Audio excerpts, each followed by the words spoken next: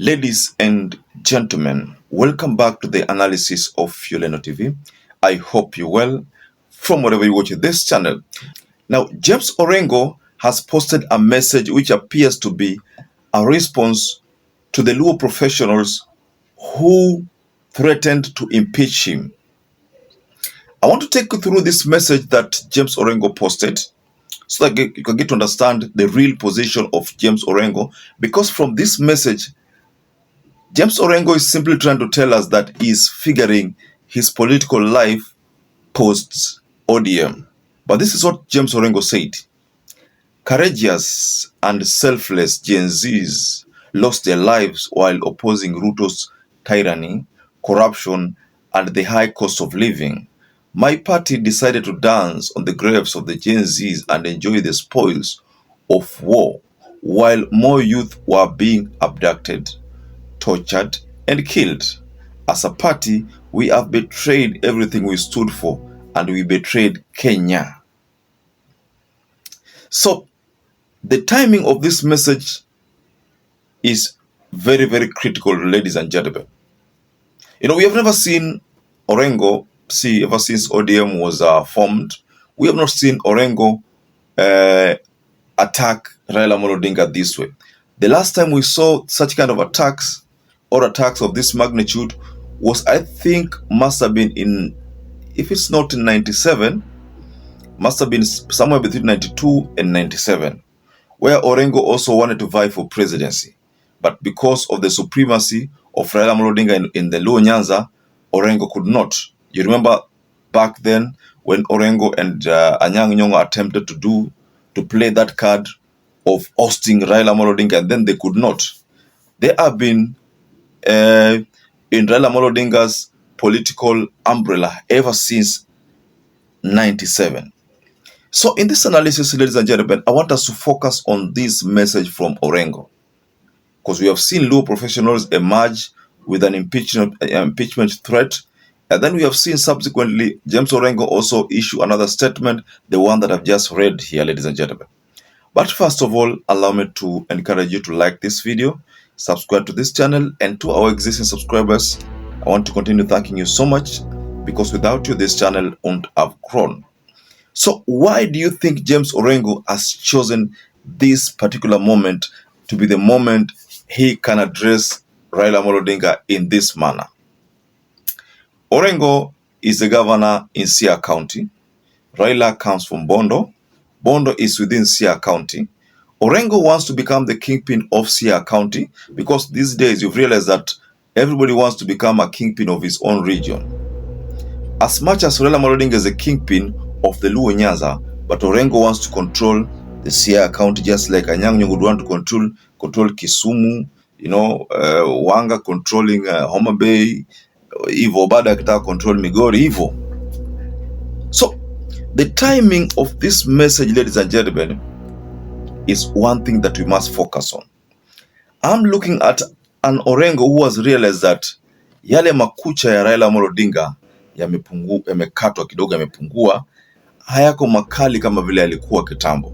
Kwa sababu makucha si makali kama ile kitambo, Orengo anaona kwamba saizi hata Raila Odinga akitoa kucha hivi hazitamuumiza yeye sasa. 2.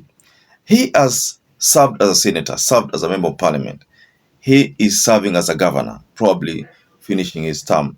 Alafu baada ya hapo, what next? The truth of the matter, ladies and gentlemen, is that Orengo is looking at his political life post-ODM. Let's assume elections are held. Ruto is beaten. Ruto goes back to Sugoi. And most likely, Raila is not going to contest. Yeah, politically, ni kama retire from politics. The political formation that is going to take over, I'm suspecting one that is led by Rigathi Gachagua is the one that is going to take over. So, Orengo is looking at that opportunity whereby, when that time reaches, he shall have an easy way of working with Rigathi Gachagua. Most likely, if Rigathi Gachagua's team forms a government, they might consider Orengo for a cabinet slot, or for attorney general, or for any other meaningful slot that is on the level of James Orengo, because right now James Orengo ni yule ambaye anadunga na anapoesha, anauma kama vile nasikia panya uma na anapoesha, anauma na anapoesha. So usikii uchungu, hata ukilala usikii uchungu, lakini asubuhi ukiamka uchungu kwa mwingi. So Orengo ni kama vile panya, let me use that word panya, but Orengo is a very respected lawyer. I'm just using that example, ambaye anauma na anapoesha. So if Rigathi Gachagua realizes that this is the person we can actually use to bring some votes from the Luo Nyanza, then most likely Orengo anaangalia na anasema kwamba hapana, mimi I must figure out what is going to happen after Ruto gets out of office. But again, the calculations of Orengo also border around the fact that even if William Ruto maybe by chance secures another term, still in 2032, the faction that is going to take over is the faction that is led by Rigathi Gachagua. That is the reality, ladies and gentlemen. You can't run away from that reality unless things change.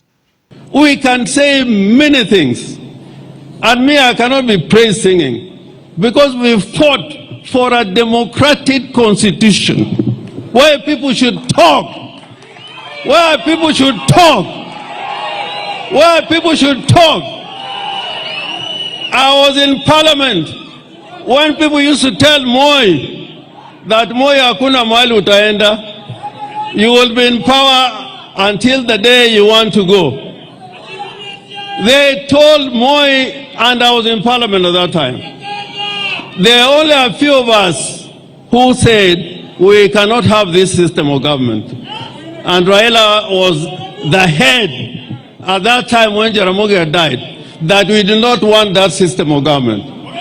So I am asking you Kenyans, this constitution that we fought for, it is a very difficult document to keep. And if you keep on, song praising all the time, we will not have a country. So I urge you, tell your leaders the truth. Tell your leaders the truth. We cannot kill our people. And the time when we are mourning them, we are looking for officers. That cannot happen. We must first deal with injustice before we can deal with questions that arise out of that injustice. But in politics, anything can happen. Things can still change, because right now we know that Matiang'i is still another force to reckon with, because Jubilee has thrown their weight behind him. So we can't rule out the fact that Matiang'i anaweza kuwa another force, a third force. I know right now there are people support Gachagua because they love Gachagua.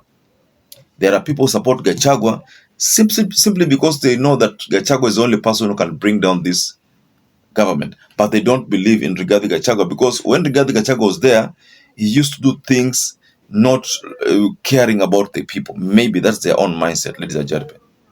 What do you think about this message from James Orengo?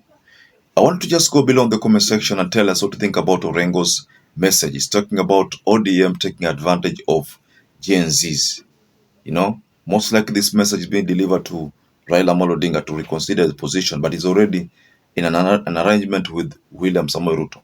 But the message is to Ruto and Raila Amolo Odinga. So just go below in the comment section and tell us what to think about this message. And perhaps if you're watching this video and you've not subscribed, take 1 second and subscribe, like this video. Until you catch up again, stay safe and stay blessed.